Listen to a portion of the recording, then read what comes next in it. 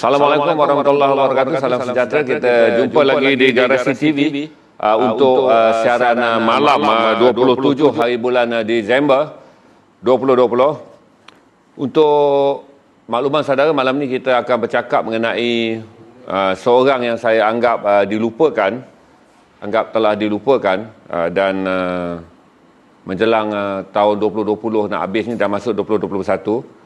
Saya berharap kita dapat mengangkat semula lelaki hebat, pemuda luar biasa yang berjuang di Sarawak. Pada tahun 1950 dia dihukum mati.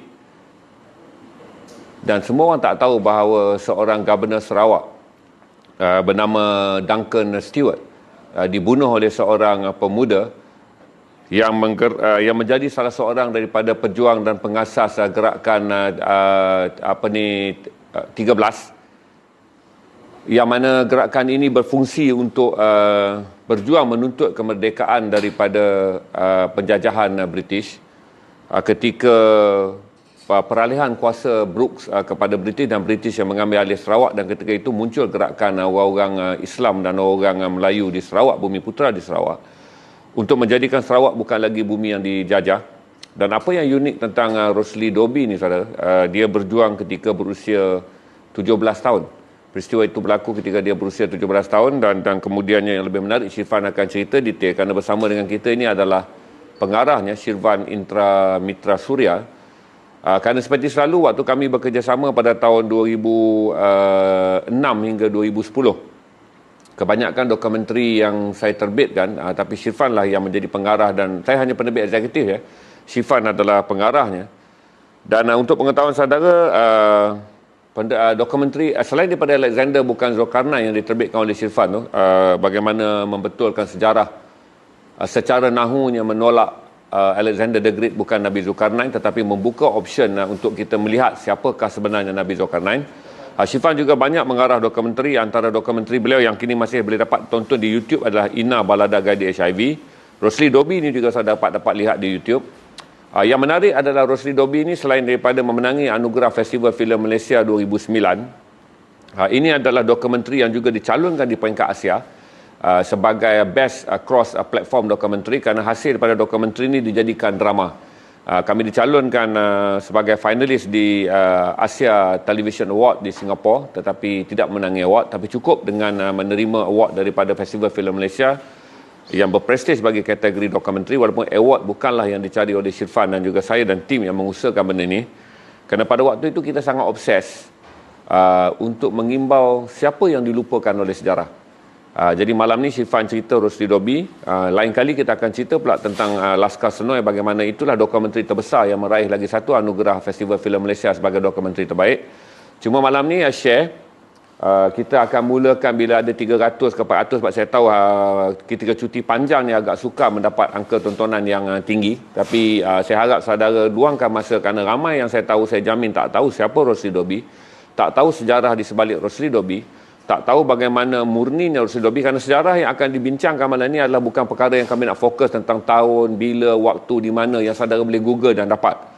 Tetapi sebagai pembikin dokumentari, Shirvan pergi ke Sarawak dan Shirvan berjaya menemu bual begitu ramai orang, saudara mara, orang yang dekat, orang yang pernah melihat, orang yang pernah berkawan, dan juga akhirnya susul galau Rosely Dobbie. Paling menarik adalah untuk kita tahu sisi yang tak ditulis, yang tak dapat saudara cari di mana-mana dalam Google, tetapi ada pada Shirvan kerana Shirvan berada lama di sana, dan banyak yang kita panggil untold story. Waktu tu mungkin Shirvan tak masukkan dalam dokumentari kerana ada hal-hal sensitif, tetapi waktu telah berlalu, masa telah pun berubah. Malam ni mungkin Shirvan akan confess pada kita. Kita ada berapa number sekarang? 321. Okey, saya perkenalkan dulu. Ini adalah Shirvan. Shirvan bagi sikit kata dua Fan sebelum kita nak capai 500 untuk berbincang. Bismillahirrahmanirrahim. Assalamualaikum warahmatullahi wabarakatuh. Terima kasih bang. Nak bagi kata dua ya, macam mana tak tahu. Hanya alat ceritalah sikit. Garasi. Terima kasih Garasi yang telah sudi menjemput saya. Seperti biasa, saya memang teruja setiap kali Garasi jemput, dan sebenarnya memang saya sangat-sangat berharap untuk berada di sana. Yalah, bayangkan dari sepanjang terbinanya Garasi TV, saya memandang dari jauh tapi mendoakannya tanpa henti. dan saya tengok sangat sukses sehingga hari ini. Tak sabar nak tengok produk-produk baru Garasi 2021 nanti. Dan kalau bercakap tentang dokumentari, of course saya dengan Haji Zainal memang kalau dalam tahun 2008, 2006 sampai 2010 tu kami memang sangat aktif menghasilkan dokumentari. Dan sampai satu tahap apabila terlalu banyak tu kita dah sampai ke satu tahap di mana membina satu lagi inovasi kandungan dalam penghasilan dokumentari. Ia bukan sekadar dokumentari yang sekadar ada, tetapi satu dokumentari yang boleh diingati, yang boleh diperbincangkan sampai sekarang. So bayangkanlah sebagai contoh kan, kalau kita tengok Alexander Bukan Zulkarnain, Rosy Dobi masih relevan untuk dibincangkan sehingga hari ini. Dan saya rasa macam Zainal cakap tadi, dengan award yang kita dapat ataupun paling tinggi kita dah sampai ke Asia TV Award untuk finalis Best Cross Platform Content 2009 ATA Singapura, itu sekadar pencapaian yang ada pada kertas pada waktu itu. Tapi yang paling, kalau secara personal saya banggakan kerana sehingga hari ini kita masih bercakap tentang benda itu dan ia masih relevan pada sehingga hari ini. Dan kalau saya kata kuncinya, saya rasa lah bang, daripada setelah lama kita buat dokumentari ini adalah kata kunci bagaimana pada waktu itu kita berfikir bukan untuk menyelesaikan masalah hari ini, tapi kita pergi untuk mengambil sejarah itu untuk dibawa ke hadapan untuk jadikan contoh. Biasa kita maklum sejarah adalah filosofi yang mengajar dengan contoh kan. So daripada situlah kita rasa dalam setiap apa yang sejarah yang kita bawa tu mesti membawa satu filosofi yang sangat jelas, yang orang boleh fikir bukan pada hari itu. Tapi saya yakin kalau benda ni berlanjutan sehingga anak cucu kita akan membincangkannya tanpa henti. Dan kalaulah dalam sikit tentang Rosy Dobi tu, macam mana dokumentari itu, kerangka besar dia yang saya bawa adalah satu persoalan yang paling besar yang dalam, kalaulah sebelum ni sebab saya buat Alexander dan lepas tu saya buat Rosy Dobi. So dia punya gerak pemikirnya tu pada saya dia hampir sama. Tetapi kenapa taksirannya sangat berbeza? Sebagai contoh, Rosy Dobi dianggap sebagai pembunuh, okey, tetapi Alexander dianggap sebagai penguasa. Kan? Itu seolah-olah macam tidak adil. Seolah-olah nak menggambarkan bahawa sekiranya kita bunuh seseorang, kita akan dianggap sebagai pembunuh. Tetapi kalau kita bunuh beribu orang, mungkin kita dianggap sebagai penguasa. So pemikiran yang macam tu yang saya bawakan, saya kata ini benda dia. Itu sebabnya kalau dalam teaser yang pertama dalam dokumentari, saya letakkan perkataan itu sangat jelas. Apabila the wise man say, saya katakan, apabila orang bijaksana berkata, apabila kita bunuh seseorang, kita akan dianggap sebagai pembunuh. Tapi kalau kita bunuh ramai orang, kita akan dianggap sebagai penguasa. Lantas dalam persoalan saya, Rosy Dobi itu wajarnya letaknya di mana? Itu saja bang pengenalannya.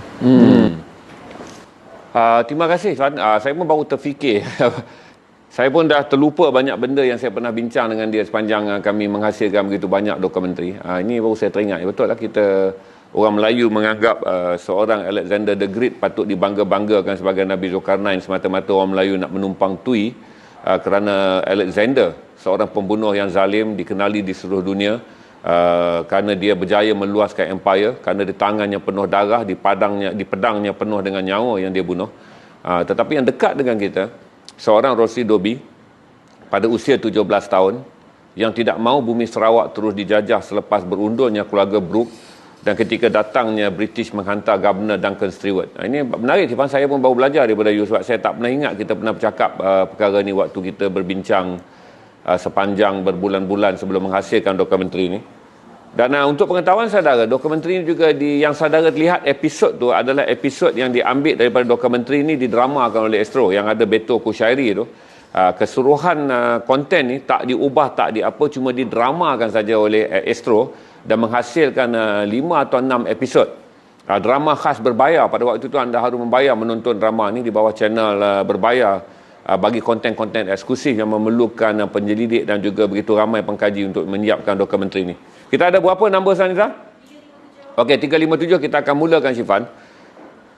Kalau saya tanya you soalan yang paling mudah, apa yang menjadikan minda orang Melayu begitu sempit hingga Rosy Dobi selepas peristiwa dia membunuh Duncan Stewart dipenjara dan digantung pada bulan Mac 1950, mengambil begitu masa yang lama untuk orang Melayu menerima dia adalah pejuang. Kerana kita tahu bahawa mayatnya tak mau diterima oleh orang kampung, keluarganya di pulau, orang Sarawak menganggap ini adalah pembunuh.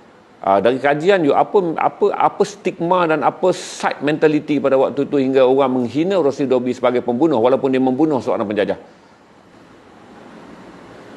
Saya rasa kalaulah kita ambil rangka pemikiran yang abang cakap tadi tu, sebenarnya ia bukan merujuk kepada Rosli Dobi saja sebenarnya pada saya. Ia merujuk kepada hampir semua pahlawan-pahlawan yang ahli perjuang yang kita agungkan, yang apa semua. Tak kisahlah Datuk Bahaman, Maharaja Lela dan sebagainya. Kita ada senarai yang sangat panjang.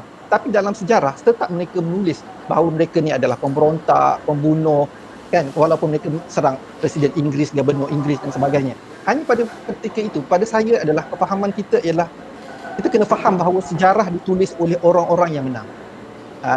Sejarah ni takkan ditulis oleh orang-orang yang kalah pada kita pada waktu itu. Sekarang kenapa kita dengan berani ni pada hari ni kita bercakap Rosli Dobi bukan seorang pembunuh, Rosli Dobi layak dipanggil sebagai seorang pahlawan ni apa semua, kerana sejarah itu kita tulis sekarang ini, kan. Itu jadi masalahnya. Sebab pada saya bang, macam ni, saya selalu menganggap sejarah adalah sekeping shilling emas.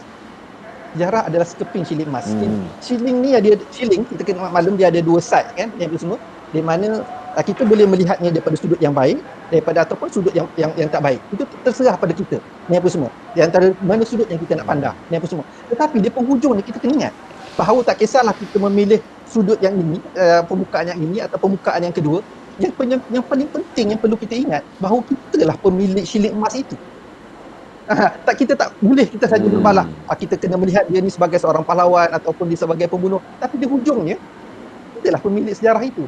So lantas serah pada kita sebenarnya sekarang untuk menilai kewajarannya bagaimana. Dan seperti macam kita cakap tadi, sejarah adalah filosofi yang mengajar dengan contoh. So kita kena ambil dah, okey, sejarah pembunuhan ini apa maknanya kepada kita, dan kita kena telusurilah, faham satu impaknya. Kalaulah kita menganggap bahawa tindakan Rosli Dobi itu sebagai satu tindakan yang negatif, tak ada masalah. Terus terang saya kata, tak ada masalah. Tapi apa yang wajar kita belajar, so maksudnya kita kena ajar bahawa anak cucu kita besok jangan menjadi pembunuh. Tapi kalaulah kita menganggap bahawa ini satu perjuangan, so kita kena latih diri kita untuk faham itu perjuangan, dan kita akan paksa anak cucu kita besok suatu masa sekiranya kita perlu berhadapan sekali lagi dengan perkara ini, kita bersedia untuk mempertahankan negara kita atas apa cara sekalipun. Kalau saya katakan tadi, balik-balik bahawa kitalah pemegang shilling emas itu dan terserah pada kita sendiri. Okey Fan, saya nak tanya you Syifan, boleh you mulakan sekarang dengan memberi gambaran. Kita mulakan dengan sejarah Rosli Dobi. Siapa Rosli Dobi? Bagaimana dia membesar, bagaimana dia berjuang, bagaimana tertubuhnya Rukun 13. Kita asaskan tu dulu, kemudian barulah kita pergi kepada bagaimana proses pembunuhan Duncan Stewart diatur. Kita ambil dulu Rosli Dobi waktu lahir, hinggalah Rosli Dobi dan Rukun 13. Rosli Dobi dibesarkan dalam keluarga yang sederhana. Saya tak pemahaman saya, walaupun pada zaman itu kita tidak anggap Rosli Dobi berada dalam keluarga yang sukar. Kita kena ingat bahawa bapaknya datang daripada Indonesia. Bapaknya ada nama Radin. So kita fahamlah bila ada Radin tu, bapak dia pun adalah seseorang kiranya, kan. Tapi apabila bapak dia berada di Sarawak, so dia tak guna perkataan Radin tu. So keluarga ni saya anggap keluarga yang sederhana. Macam mana sederhana? Saya cakap bahawa rumah yang diduduki oleh Rosli Dobi itu ada 4 bilik. Okey, dan Rosli Dobi mempunyai bilik dia sendiri. Itu mengatakan. So bayangkanlah pada tahun 1932 Rosli Dobi lahir, dia ada rumah sendiri, ada bilik sendiri. So maksudnya kemampuan keluarga itu pada saya sangat okeylah, sebab kalaulah 4 bilik, so maksudnya sebab mak dengan ayah, so mereka ada 3 bilik, mereka ada 3 adik-beradik, Fatimah, Rosli, Aini. So mereka ada 3. So maksudnya keluarga itu memang keluarga yang sederhana, yang dan ayahnya pula memang mempunyai kefahaman pendidikan agama yang sangat tinggi. Dan memang Rosli Dobi daripada kecil telah diajar tentang kefahaman, tentang menguasai agama dan sayang dengan negara itu daripada asas kecil lagi. Ini apa semua. So dia belajar mengaji daripada bapanya, dan Rosli Dobi kita kategorikan sebagai anak yang cerdik. Dia menguasai pendidikan dengan baik, ni apa semua. Dan kita pun tahu, kalaulah saya terus lompat sikit, kalau Rosli Dobi pernah Of course, dia pernah bekerja di Kerani, dia juga menulis di Utusan Sarawak pada waktu itu. Kita pun tahu bahawa Rosli Dobi ada dia punya puisi dia sendiri yang keluar pada Utusan Sarawak tahun 1948, bertajuk Panggilanmu Yang Suci. So maksudnya pada waktu itu Rosli Dobi memang sudah mempunyai kemahiran menulis yang agak baik, sebab yalah pada waktu itu sudah boleh menulis untuk sebuah akhbar, sudah dianggap hebatlah ni apa semua. Dan Rosli Dobi membesar bagi orang biasa, hanya dia dikategorikan sebagai agak pendiam. Dia bukan orang yang jenis yang bercakap apa semua, dia sangat pendiam. Tetapi dia mempunyai satu saya anggap satu jati diri yang sangat istimewa lah bang. Sebab kalau bagaimana secara perlahan-lahan dia melihat bahawa keperluan Sarawak untuk bebas daripada cengkaman British selepas jatuh daripada keluarga Brooke, lepas Sarawak lepas jatuh keluarga Brooke, lepas tu dipindahkan selepas Perang Dunia ni apa semua. Selepas tu British ambil alih, dah ada gubernur British yang pertama, yang dia bunuh tu sedangkan Stewart tu adalah gubernur British yang kedua, dia apa semua. So dia telah muda masuk dianggap sebagai pergerakan pemuda Melayu Sibu. Ini pergerakan berdaftar ni apa semua, pergerakan pemuda Melayu Sibu. So dia, tak silap saya beliau Rosli Dobi berjawatan juga dalam, tak silap saya, Timbalan Setiausaha kalau tak silap saya. Kalau salah saya minta maaf ni apa semua, tapi boleh rujuk dekat Google. Dia pergerakan Tapi Rosli pada waktu berusia dalam usia 13-14 tahun je kan? Dia pergerakan, okay, kita kena tengok sikit sejarah dia macam mana. Pergerakan sentimen masyarakat mula memperjuangkan kemerdekaan Sarawak ni bermula 1946. Pada waktu itu dah mula pergerakan pemuda Sibu ni. Itu maksudnya Rosli Dobi dah mula berserta ke situ, dalam umur dia dalam belasan pada waktu itu. Dan 14 tahun. pada berlaku 32, 46, 14 tahun. Lebih kurang begitu. So dia dah secara perlahan-lahan ni apa semua, dia telah berada dalam pergerakan pemuda Melayu yang agak lama, sehingga beliau lah yang dipilih. Okey, kena ingat juga rukun 13 tu. Mana datangnya rukun 13 tu? Rukun 13 adalah sayap sulit. Ini kira memang special lah, okay, semua. Dalam pergerakan pemuda Melayu Sibu, dia ada satu lagi sayap sulit yang dikenali sebagai rukun 13. Rukun 13 merujuk kepada 13 orang yang dianggap sebagai, kalau kita tengoklah dalam rukun kita lah ni apa semua. So daripada sayap sulit itulah mereka mempunyai satu ketetapan bahawa cara yang paling baik untuk mengajar British pada waktu itu adalah dengan memalukan British. Sebab mereka tahu dah, sekiranya mereka melaksanakan serangan secara besar-besaran, walaupun mereka dah belajar pada apa yang berlaku dekat Semenanjung apa semua, tapi mereka menganggap benda yang paling baik adalah terus sahaja kepada subjek utama. Dan subjek utama mereka adalah Sir Duncan Stewart. Jelas. So pada 3 peluang yang ada, Sir Duncan Stewart berada di Sarawak pada waktu itu 3 Disember 1949. Rukun 13 yang pada waktu itu Rosli Dobi dan Mursyidi Siddiq, 2 orang ni telah dipilih untuk pergi kepada berjumpa dalam satu sesi yang agak ramai lah pada waktu itu. Sebenarnya sedangkan Stewart buat lawatan, dan pada waktu itulah berlakunya tragedi berdarah tersebut. Itu saja bang. Okey. Saya tak faham jarak umur antara Rosli, antara Mursyidi dan juga Guntung. Nampak ada manipulasi mengatakan dia terlalu muda. Tapi saya fikir Rosli dilahirkan bukan dalam ukuran sekarang. Dia bukan budak 14 tahun sekarang. Dia seorang budak 14 tahun yang cerdik, berjiwa besar sebab dia dididik oleh ayah yang hebat. Dan dia telah menjadi guru pada usia 14 tahun. Boleh Sirfan jelaskan dulu tentang senario dalam rukun 13, peranan, supaya kita gambarkan bahawa dakwaan yang mengatakan mengatakan Rosli Dobi dipergunakan kerana dia budak muntah, kerana dia yang termuda. Saya tak fikir begitu. Saya fikir adalah kerana dia yang dianggap paling tenang dan paling strategik dan paling tekad untuk buat. Boleh Sifan cerita tak senario rukun 13 dan akhirnya bagaimana konspirasi untuk membunuh Sir Duncan Stewart dibuat? Rukun 13, kita maklum ada 13 orang ni apa semua, dan memang Rosli Dobi dikenali sebagai orang yang paling muda. Tetapi kalau tanya saya, dia paling muda, tapi kalau dalam penjawatan, dalam sayap sulit pergerakan dalam pergerakan pemuda Melayu Sibu, beliau bukan bukan AJK kecil-kecil. Ni semua. So maksudnya sebab dia lah daripada 14 sampai 17 tahun, itu fasa yang agak lama beliau dalam Pemuda Melayu Sibu. So maksudnya dia dah faham. Rosi Dobi faham dah apa yang berlaku dekat dalam pergerakan Pemuda Melayu Sibu tu. Maksudnya sekiranya awal-awal lagi, sekiranya kalaulah dia tak nak bersetuju dengan rukun 13, dia boleh tarik diri. Dia boleh tarik diri, tak ada masalah pada waktu itu. Tetapi beliau telah mengambil satu ketetapan untuk berada bersama dengan rukun 13. Dan memang ada banyak side story bang. Dia di antara apa yang berlaku sebenarnya, macam mana Rosi Dobi yang dipilih dalam semua senarai nama-nama tersebut kan, yang semua daripada 13 tu ada yang mengatakan bahawa cabut lidi, dia pun semua. Yang tu saya tak boleh nak mendapat satu keputusan yang paling tepat sebab semuanya berbaur. So sebab kalau saya pergi jumpa orang, saya tak dapat satu benda yang jelas. Tetapi yang saya boleh pasti bahawa sekiranya untuk berkata tidak, Rosi Dobi mampu untuk berkata tidak. Ni apa semua. Kalau dia anggap sebagai paling muda, manipulasi apa semua, tidak. Sebab Rosi Dobi memang berjawatan dalam organisasi itu. Dia bukan orang biasa. So memang dia mampu kebolehan untuk menulis, merancang dan mungkin juga satu karakter dia tu sukar untuk dijangka. Ni apa semua. Dia memang sangat berani bang. Rosi Dobi ni dikategorikan sangat berani dan dia sangat suka tentang ilmu. Sebab dia membaca dengan banyak. Ada satu lagi, Rosi Dobi ni suka menonton filem.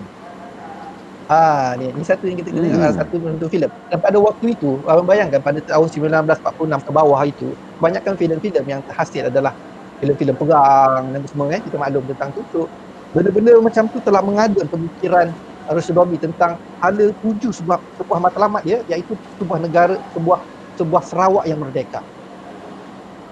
Itu saja dulu bang.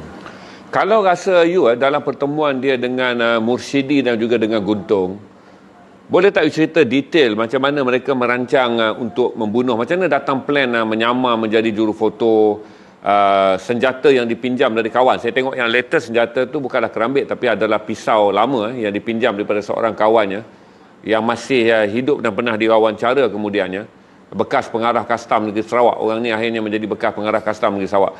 You boleh detail sikit macam mana meeting konspirasi itu dan akhirnya membawa kepada kita menyamar jadi penolong jurugambar, Duncan lalu tikam? Sebenarnya dia tak adalah well planned. Kalau tarif saya, dia bukan well planned bang. Ni apa semua. Sebab kalau well planned, of course lepas tu kita boleh lari atau sembunyi atau sebagainya. So dia hanya sebuah serangan secara berhadapan. Itu sebabnya dalam rukun 13 apabila mereka berbincang cara untuk menjatuhkan British, dia tidak bukan cara serangan membawa rakyat untuk serang British, serang balai polis dan sebagainya, tak. Sebab mereka merasakan bahawa seorang saja tumpuan utama. Sebab tujuan dia adalah untuk memalukan British, dan sekiranya dengan memalukan British itu akan menghasilkan impak yang sangat besar kepada kerajaan British pada waktu itu. So lantas dalam pertemuan yang sangat mudah, ni apa semua, dia tak ada konspirasi yang sebenarnya. Pertemuan tu hanya berlaku sebelah malam, ni apa semua. So mereka berkata, apa tindakan yang paling wajar? Mereka kata tindakan yang paling wajar dan paling dekat, yang paling mudah pada waktu itu adalah membunuh Sir Duncan Stewart. So lantas bagaimana untuk bunuh Duncan Stewart? Dimaklumkan bahawa dalam masa terdekat Duncan Stewart akan berada di Sarawak pada waktu itu dalam satu, saya lupa nama majlis dia, ni apa semua, dalam satu kunjungan dia, ni apa semua. Dan kita rasa pada waktu itu mereka harus berhadapan secara berhadapan, yang mereka punya plan adalah macam mana nak berhadapan sahaja. So mereka dah fikir apabila dalam pergerakan itu, perarakan Duncan Stewart itu, so mereka harus dekat. So cara yang paling dekat, ni apa semua, pada waktu itu adalah menyamar sebagai wartawan.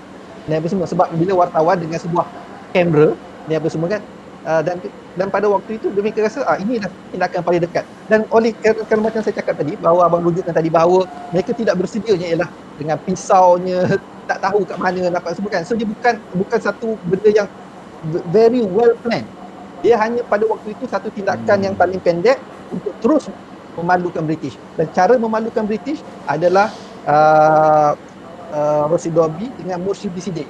Dia dua orang ni je yang pergi berhadapan ni apa semua, dan dia lakukan tikaman yang pertama. So Rosi Dobi lakukan tikaman yang pertama, ditarik, lepas tu dia cuba buat tikaman yang kedua.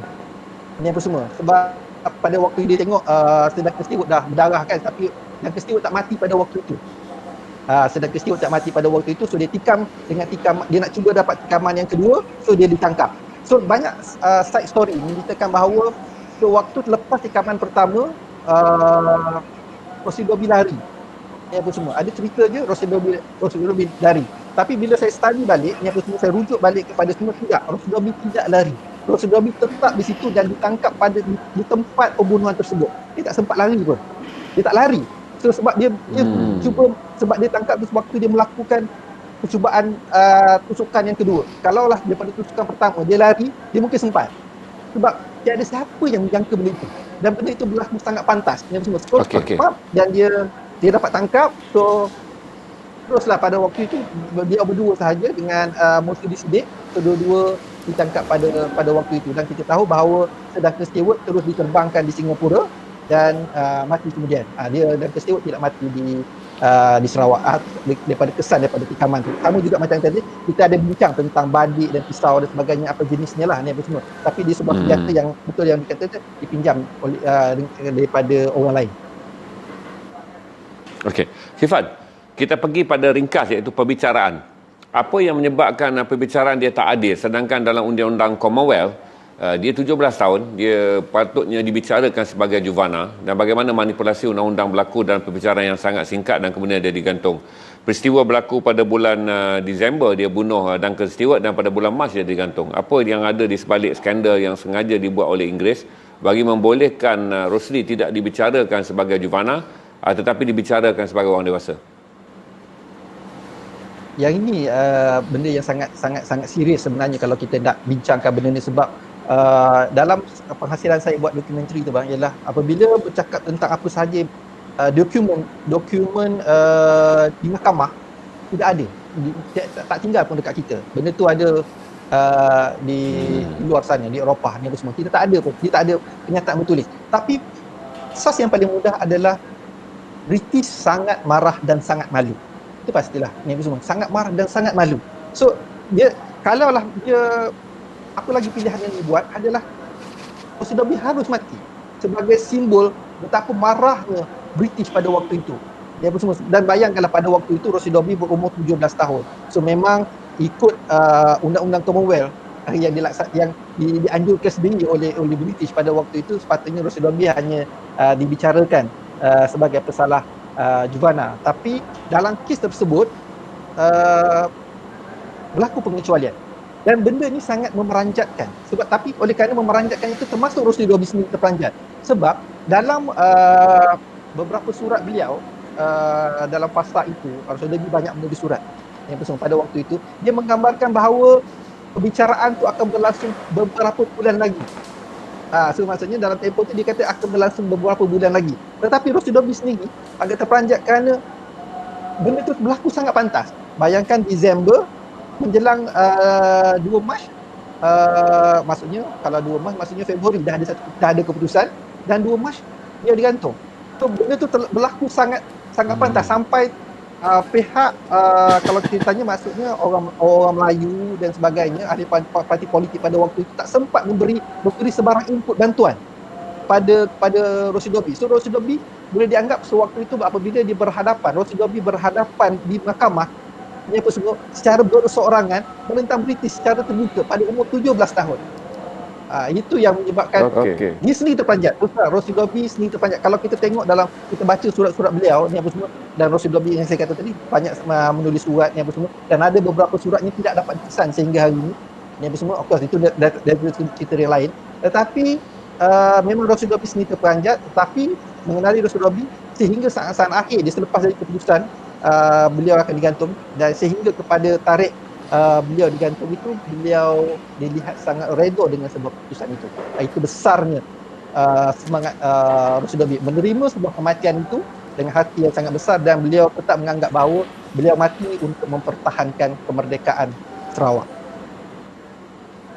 Kita pergi ke sisi manis, Syifan. Banyak orang tak tahu sisi yang sweet ni. Saya tak tahu je kisah cinta dia, Syifan. Sebab saya fikir kata kalau nak dalam drama tu pun dia angkat banyak kisah cinta dia. Walaupun dalam dokumentari you menyentuh banyak tentang sejarah, tetapi apabila dipindahkan ke drama, kisah cinta dia diutamakan. Sebab itu yang saya kata, sebab dia terlalu sweet lah, terlalu manis lah. Sebab kalau saya tak boleh jangka pada waktu itu mereka di antara Rosie Dobby dengan kekasihnya Aini telah menghasilkan satu impak cinta yang pada saya sangat-sangat manis. Dan semua maklum bahawa Rosie Dobby walaupun dia kata manis ni manis, Rosie Dobby tu memang dilihat sangat berani. Yalah, orang yang sanggup berhadapan dengan Sir Duncan Stewart ni secara berhadapan, sanggup tikam Sir Duncan Stewart.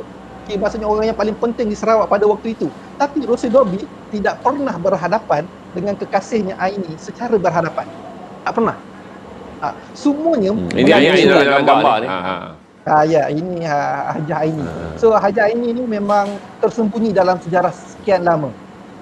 Beliau itu sebabnya macam saya cakap tadi kan ada beberapa surat yang tidak dapat dikesan dan kita yakin surat-surat itu ada dekat Hajah Aini. So waktu apabila saya datang ke Sibu, mereka berkatakan bahawa saya tertanya-tanya kehidupan Rosie Dobby itu. Mereka kata ada seorang perempuan yang agak rapat dengan Rosie Dobby. Rapat tu bagaimana? Ialah mereka bertutur surat sahaja. Yang apa semua.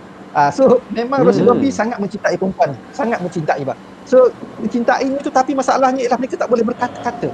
Ni apa semua. Rosie Dobby diceritakan pada waktu itu Rosie Dobby punyalah suka dekat Aini ni apabila dia rindu. Dia rindu tu dia boleh naik basikal untuk melintasi rumah Aini tu berulang-alik. Semata-mata dengan harapan Aini membuka tingkap dan menutup tingkap. Dia dapat tengok kat tingkap pun jadi dah.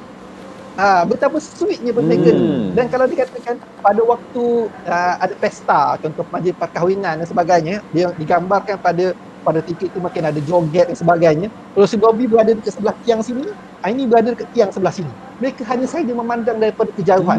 Dan ini momen ni bang, kalau lah orang Europe, Hollywood dapat cerita ni kan mereka menggambarkan ini memang cinta yang sangat luar biasa lah. Sebab sangat manis. Mereka bercinta dengan kata-kata yang manis. Mereka tak ada rasa. Sebab kalau baca dalam surat mereka mengatur kata-kata itu dengan sangat manis. So dan seperti yang saya maklumkan tadi bahawa Hajah Ani selepas saja peristiwa Rosie Dobby dibunuh, digantung, ni apa sebut, Aini ni hilang.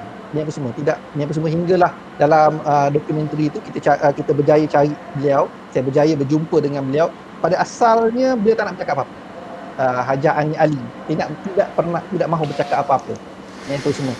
Tapi selepas kunjungan itu yang mungkin beliau bersedia untuk bercerita walaupun tidak sepenuhnya. Satu, beliau tidak berkongsi surat itu. Surat yang kita kata hilang itu tidak berkongsi. Ini apa semua, tapi beliau memaklumkan bahawa beliau memang mempunyai hubungan dengan Rosie Dobby dan kita maklum bahawa sehingga hayatnya, di hujung hayatnya Aini tidak berkahwin. So walaupun kita kata adakah kerana cintanya itu dahulu, dia kata dia tak jawab, mereka tak jawab. Hajah Aini tak berjawab. Tapi dia kata bila saya tanya, ingat Rosie Dobby?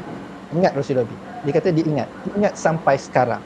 So maksudnya boleh kita gambarkan Hajah Ani kesetiaan dia daripada, bayangkan sewaktu Rosie Dobby dibunuh, kekasihnya dibunuh, of course dia akan mengalami pelbagai perasaan, bersalah, takut, sebab British juga cari beliau, ni apa semua, macam-macam perasaan.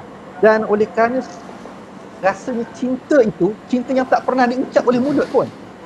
Cinta yang tak pernah diucap di mulut, cinta yang hanya menerusi pandangan mata, menerusi kata-kata yang dalam surat, menghasilkan Aini yang sangat mencintai Rosie Dobby. Kalau saya boleh kata, walaupun dia tidak keluar daripada mulut Hajah Ani, tapi saya faham dalam mata dia bercerita bahawa sehingga akhirnya dia tetap mencintai Rosie Dobby.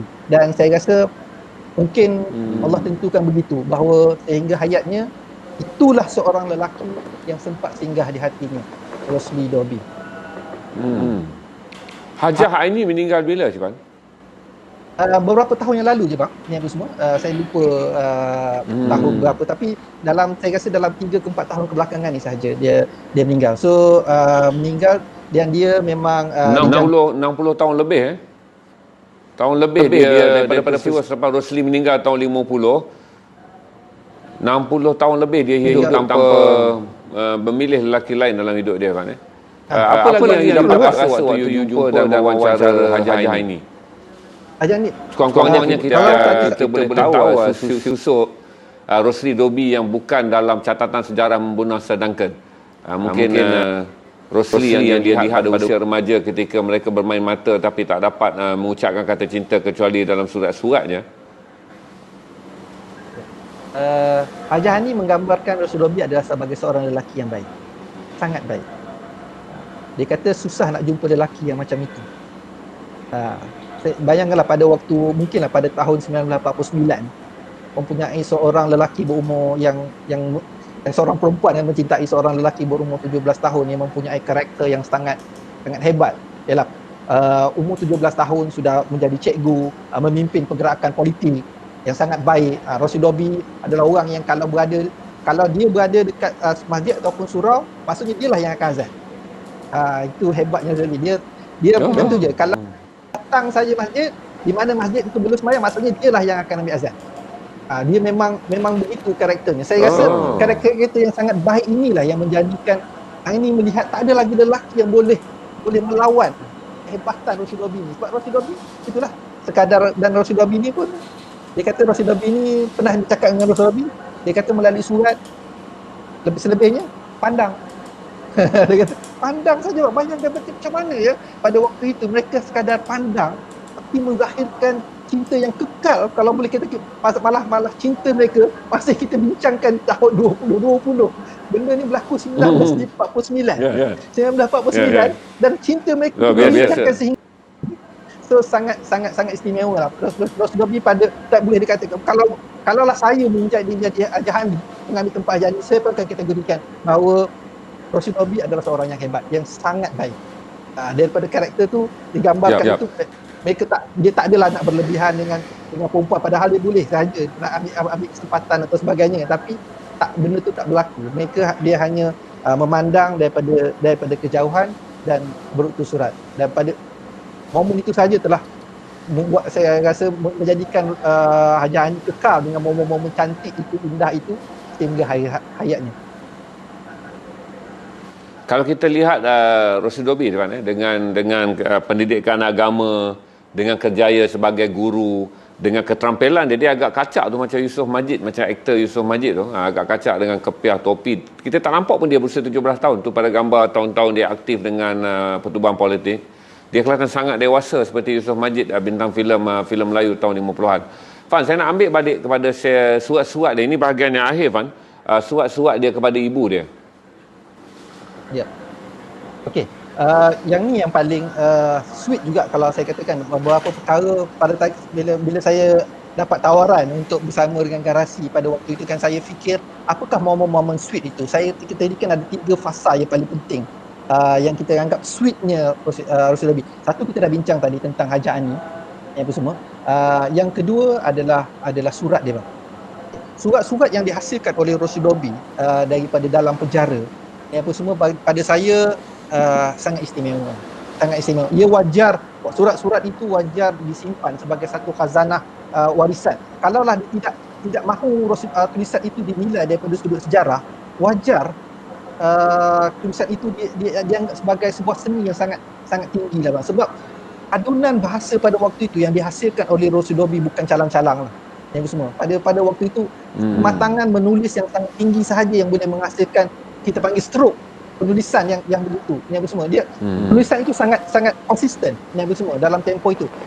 Malah saya sebelum petang tadi saya sempat juga berbincang dengan Rudy Khalid. Kalau kita maklum bahawa Rudy Khalid adalah orang yang banyak menyimpan rahsia juga Rosli Dobi sebab dia berada di Sarawak. Dia yang banyak membantu kepada proses penghasilan dokumentari ini. Beliau berkata memang dari apa yang tertulis oleh Rosli Dobi daripada dalam penjara itu wajar dikenal, wajar diperhalusi satu persatu, sebab semua yang dikongsikan itu, bang, bukan pemikiran yang biasa-biasa lah. Kalau kita ambil tempat ni, kalaulah kita ni beberapa hari lagi akan ke tadi gantung, apa yang bakal kita tulis untuk adik-beradik kita, untuk keluarga kita?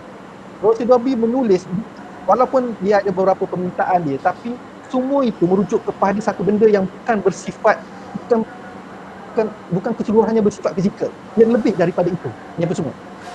Sebagai contoh, kalau bayangkan manisnya Rasulullah mengenang keluarga ni, dia kata contoh ayat dia kan, saya kata saya baca sikit je ya. Selamat berpisah anak anda ucapkan ke atas kematian anak anda yang dahsyat. Janganlah diingat-ingat dan dirayukan kerana itu memang sudah nasib dan takdir anak anda yang tidak dapat dielak dan dimungkirkan lagi. Itu ayat awal pengenalan pada surat yang dihantar, surat yang terakhir kepada keluarga yang dianggap sebagai warga terakhir.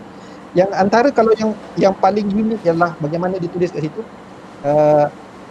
yang ke-8, ayahanda dan bonda serta ahli keluarga sekalian, jangan lupa mengamalkan kebajikan dan mendirikan sembahyang untuk bekalan istimewa ke alam yang kekal. So, kalau kita baca daripada sini kan, kita tak fikir macam mana ya orang yang sebenarnya dia pun nak berhadapan dengan kematian beberapa hari lagi, tapi dia berfikir tentang keluarganya, yang dia kena pastikan, dia kata pastikan semua ahli keluarganya ni sembahyang, mengamalkan kebajikan untuk bekal di hari kemudian. Itu maksudnya dia tak tinggalkan keluarga dia, bang. Walaupun Rasulullah secara fizikal akan mati beberapa hari lagi, tapi pesan daripada keluarga adalah satu benda yang sangat istimewa. Dia kata jangan lupakan agama. Boleh kita baca beberapa ayat dekat sini, dia kata bahawa memang apa pun, dia kata peliharalah adik dan kakak. Maksudnya adik-beradik dia tu, Fatimah yang nombor 1, nombor 3 Aini, dia kata berilah segala pelajaran sama ada sunat atau fardu kepada mereka. Ini manis lah. Yang semua. Bagaimana sampai halus daripada saya dia boleh mengenang adik dia tu, semua tu dengan ingatan lah bahawa tak ada masalah, teruskan apa yang kita ada sekarang, tapi macam mana pun agama jangan dilupakan. Ini apa semua. Itu yang kita anggap bahawa antara baik-baik kata yang banyak, dia ada 8 permintaan poin yang paling penting dalam surat Rasulullah ini apa semua. Hanya mungkin kalau saya kata tadi kan saya ada 3 manis ni tadi. Manis pertama daripada Hajar Ani tadi, cinta dia. Nombor 2 cinta dia. Manis kedua adalah kerana surat dia. Satu lagi saya kata yang ketiga ni yang paling manis dia adalah macam mana manisnya Rasulullah meninggalkan momen yang penting pada sejarah. Sebab kalau kita tengok kan, contoh ada 2 permintaan dia yang tidak dapat dizahirkan pada waktu itu. Dalam ini semua, salah satunya dia kata sementara anak kecil Fatimah berilah nama Rosli sempena memperingati anak anda. So maksudnya dia kata kakak dia tu Fatimah, dia kata kalau boleh waktu melahirkan anak nanti, dia kata boleh tak, dia kata pesan berikan nama Rosli pada waktu itu. Dan kalau nak tahu bang bahawa keluarga itu, Fatimah itu terutama kakaknya, tidak mampu menunaikan apa yang dijanjikan, yang dimohon oleh Rasulullah. Itu sangat sedih. Kita rasa ni semua, tapi kita kena faham. Bila kita kejamnya kakak, adik minta ni supaya nama anak tu letak nama Rosli seperti dia, tapi kakak tu tak boleh buat pada waktu itu. Dia kena ingat bahawa sebaik sahaja keluarga Rasulullah ini dibunuh, keluarga ini mengalami tekanan yang sangat tinggi. Daripada British, tekanan daripada masyarakat sekeliling. Pada waktu itu masyarakat menganggap Rasulullah ini sebagai pembunuh. Sebab itu kata dia macam kita persoalkan lagi, sebab kita bukan menulis sejarah pada waktu itu ni apa semua, so masih menganggap kanan pada waktu itu. Dan bayangkan sekiranya Fatimah menamakan anaknya itu pada Rasul, saya rasa anak itu mesti akan mengalami tekanan. Tetapi sejarah ini memberi ruang bernafas yang sangat panjang. Dia tidak berlaku pada waktu itu, tapi berlaku kemudian. Dan kita kena ingat bahawa Fatimah, cucu Fatimah sempat dinamakan dengan nama Rasul. Dia ambil masa bang. Sebab kita boleh faham bahawa pada waktu itu tekanan, so sampai satu masa kakak ni tak lupa sebenarnya. Manisnya seorang kakak ni, dia tak lupa bahawa apa yang dimohon oleh adiknya. Adiknya mohon nak letakkan nama anak tapi tak dapat, so dia namakan ke belakang nanti Rasulullah. Sama juga kalau manisnya pada sejarah adalah satu yang tidak boleh keluarga laksanakan adalah selimutilah jenazah anak anda dengan panji kebangsaan Sarawak. Ini pun tahu bahawa kejamnya British pada waktu itu ialah mereka ni dah 4 orang ni digantung mati, tetapi tak boleh pula dibawa keluar daripada penjara, ditanam di dalam kawasan penjara sahaja, seolah-olah mereka ni telah melakukan satu dosa yang sangat besar dan seolah-olah kau hidup atau kau mati, kau harus berada di dalam penjara. Itulah dia. Bayangkan betapa kejamnya pada waktu, dan kita pun tak boleh nafi. Tak tahu macam mana kebumian itu berlangsung pun. Ini apa semua. Tapi yang pasti Rosli Dobi kekal di dalam penjara selepas dia mati. Dan benda ni mengambil masa yang sangat panjang.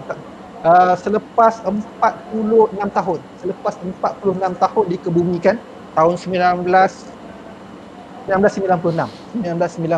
Mac. 2 Mac 1996 barulah Kerajaan Negeri Sarawak mengambil ketetapan untuk menggali semula kubur-kubur pejuang tadi, termasuk Rosli Dobi ni apa semua, dan dipindahkan ke makam pahlawan di Sibu.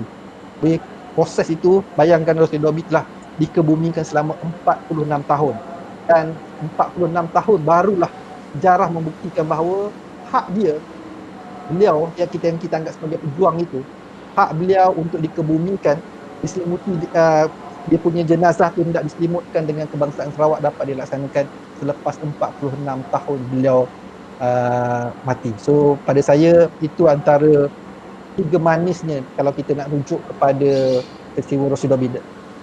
Saja dulu bang. Terima kasih Sifan. Itu kita dah dengar sejarah Rosli Dobi yang sangat menawan.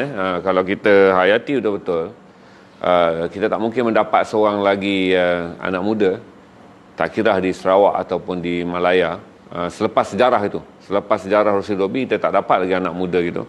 Kerana kebanyakan yang lahir selepas itu adalah pembesar-pembesar Melayu. Yang lahir dulu daripada itu adalah pembesar-pembesar Melayu yang menentang British, orang-orang yang mempunyai kedudukan. Tidak ada anak muda yang datang daripada golongan biasa, iaitu walaupun dia terdidik dalam agama, tapi dia bukanlah datang daripada keluarga bangsawan di Sarawak. Rosli meninggalkan kita banyak ingatan bahawa seorang anak muda yang luar biasa. Kalau kita di Semenanjung, kita ada Lieutenant Adnan, seorang tentera yang berjuang. Di Sarawak mereka ada Rosli Dobi. Terima kasih Syifan kerana berkongsi dengan kami, Fan.